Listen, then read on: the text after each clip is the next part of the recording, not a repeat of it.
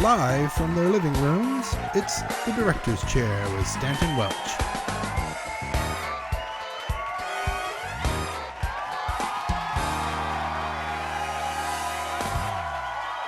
Hello everyone, it's Stanton Welch here with another Houston Ballet vlog, and today we have with us Mónica Gómez. Hello Monica, how are you? Hello, I'm doing great.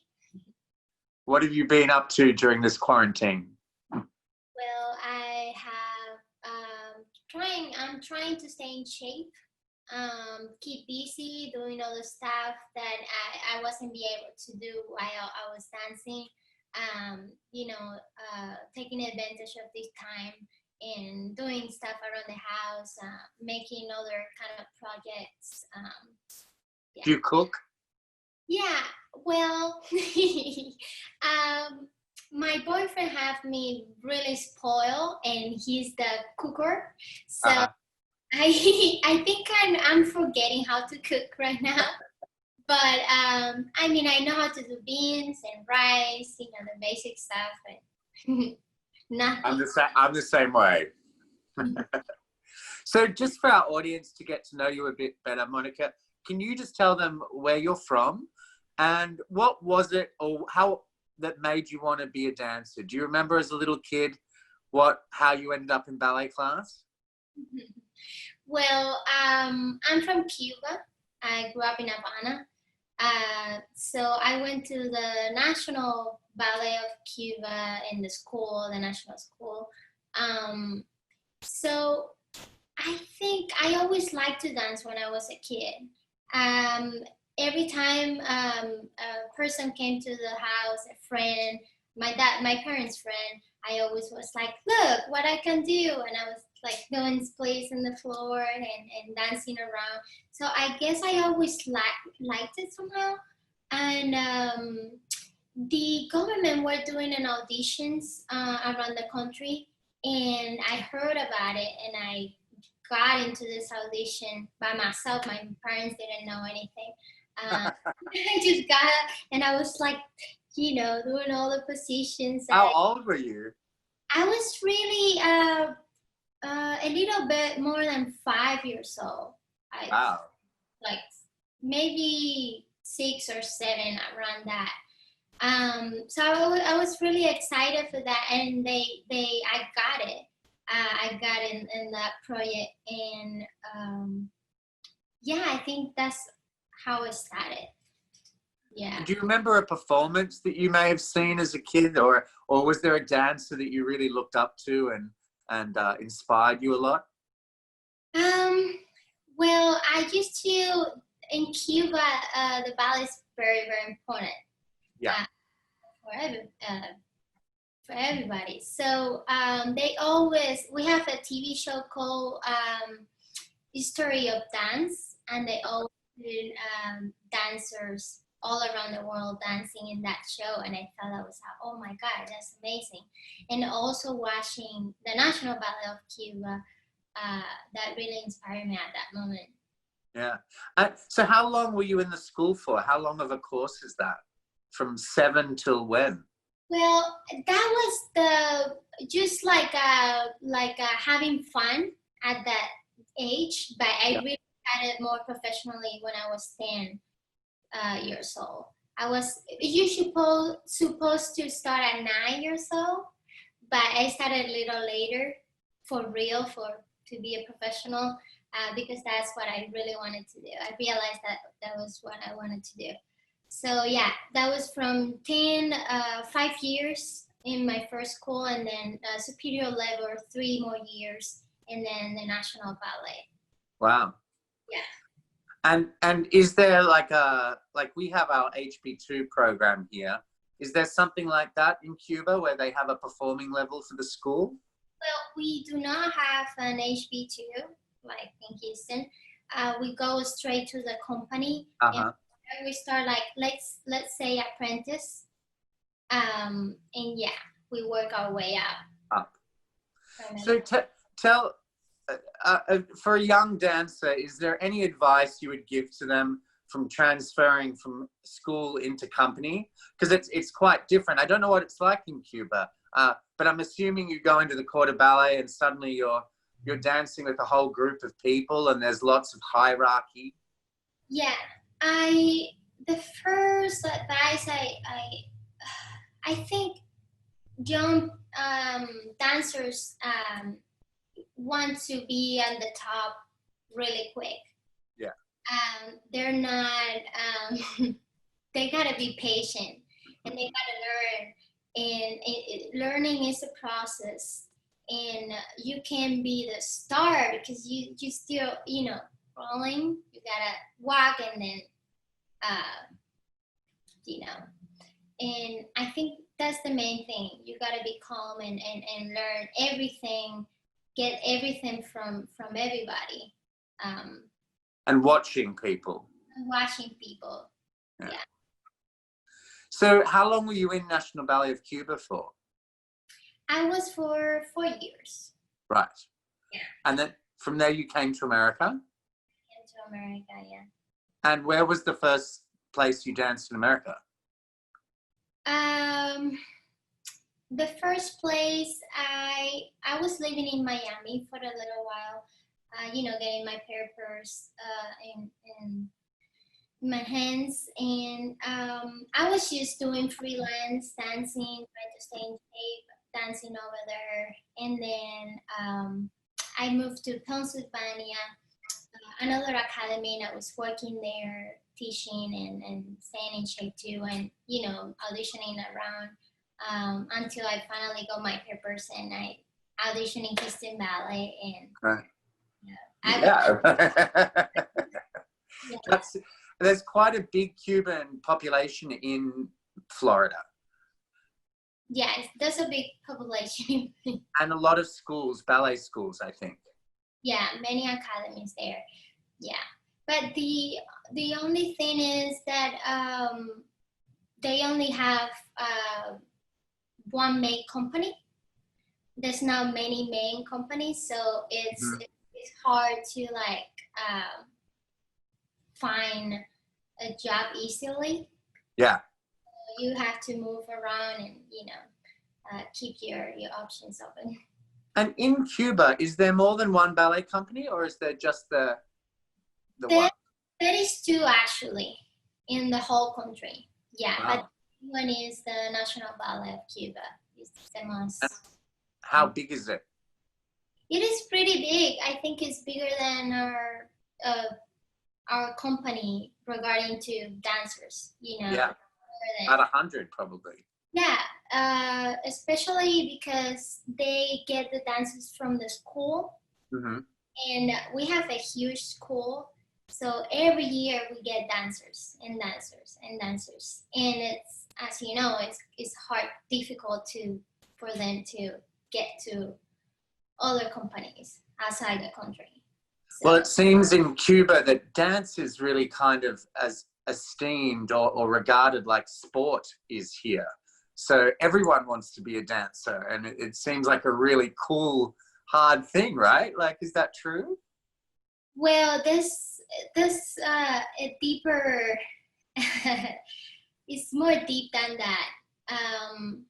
It have to be with the government and country situation also. Everybody wants to. It's one of the best jobs you can have in the country. Yeah. You can travel a lot, and it's really right. difficult for all the people to get to do that. And I mean, it's amazing. So that's one thing you can do with the National Ballet. Travel a lot, know the entire world, and who doesn't want to be a dancer? It's just beautiful. It's not boring. You're not in the computer all day. It's just the best job. Yeah. I agree. So tell us about, so you joined Houston Ballet. What was your first big role? Like the first time when you went, oh, wow, I got something big or exciting. I mean, you've had quite a few, but what was one that was special or something that you remember? Well, I have a few specials. I think one of my special was Diet, the contemporary from Wayne McGregor. Mm-hmm. That was definitely a super huge challenge because his movements are just so interesting and difficult. And I think that was the one that made me stand up a little bit and show you and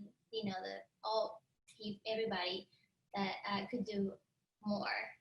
Yeah. So that was the first one, and then you gave me a few roles, main roles, and few of your ballets, contemporary, and definitely Don Quixote.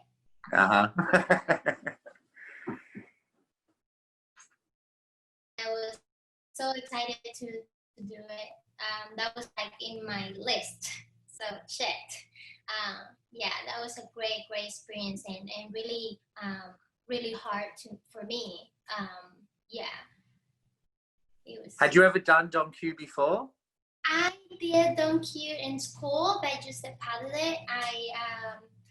I won a competition with Don Quixote, so it really happened a special part in my heart. Mm-hmm. Yeah. I won in Cuba Grand Prix with Don Quixote, so it's like a big deal to me, Yeah. the entire ballet. So, yeah. So what about in your experience, we all have as a dancer that time when you get thrown on in something where you have very little time and you've got to change to a different part or a different partner. Do you have a fun story like that where you had to go on and had not much notice? Yes, I have a few. Let me see if I remember. In Houston Ballet, I think when I was doing learning Clara for the first time, they changed the shows and I had to jump into Clara, and it was my first time. And I was like, oh my God. At that time, I was like, this is such a huge deal for me. Clara, I'm the main role. And I was like very excited, but I was like, overwhelmed. And when I got to the stage, stuff get a little weird and kiss. And yeah, that was one. And the other one I think was Giselle. One of the girls got injured and I had to jump in and do it. And that have happened a few times. But it's good. It's good for me to demonstrate I'm always on rehearsal and learning everything. So if the other one is injured, just go in. So yeah, that's important to be. It is. Yeah. So can you talk at all about, you talked about Don Q. What is another role where you felt yourself completely lose yourself in the emotion of the role, where you were crying or you lost yourself in your partner's eyes? And we all have those special moments. Do you have a few of those? Yeah. My last show, Don Quixote, I really felt it. I think it was in Miller Outdoor. I went through breakout with an ex-boyfriend, so it was really painful because all his family was there watching me, but he wasn't there. So that really, I felt really emotional in that show. Uh-huh. And even more stronger, actually. Also, and in Swan Lake, because I did it after, and I went through that same emotion, especially this part when he's coming, and we just see each other, and then she's just crying. That was the perfect moment for that feeling. So that feeling into there, and then that's when I felt it. And you as a dancer, you love to be challenged. And I think technically, can you talk about being fearless? Like, is there How do you approach challenges like that? I think that I say this in the questions before, but I think one of the things that attracts me from ballet was the challenge. Yeah. My parent always used to say, you gotta finish. Everything you started, you gotta finish. And you gotta try to be the best, or at least try. So I think that was the thing that get me going with ballet, the challenge of it. And I think on stage, the challenge, to get to finish something, and the feeling of the audience just rewarding for that, for what you just did, is just the best feeling. Yeah. We all get nervous when we have something really difficult to do on stage. So I think that's another challenge. Control your nervous, you know. Definitely. Yeah. And just one final question. Can you articulate what the audience mean to us? Yeah. I think the audience is the main thing, like one of the most important things for us. Without them, we're not be able to be here, to dance. And we dance for the audience. And when we clap or stand up and clap, that gave us more, make us more stronger and make us finish until our last breath, you know? Yeah. So it just kept you going. The audience kept us going. And it's an amazing feeling. Every time I'm on stage and the audience just clap or know that I did something, you know, that liked it, and it feels great. I just give me more stamina, more, you know. Makes you braver. Yeah, and we get super tired, and without the audience, we're not able to finish at all. So I think they help with that. Definitely. Yeah. Well, thank you very much for a visit, and I will see you tomorrow in rehearsal on Zoom. Thank you so much, and I'm sorry for my English. No, it's perfect. You spoke beautifully. Yeah. I'll see you tomorrow, Monica. Thank you. Bye.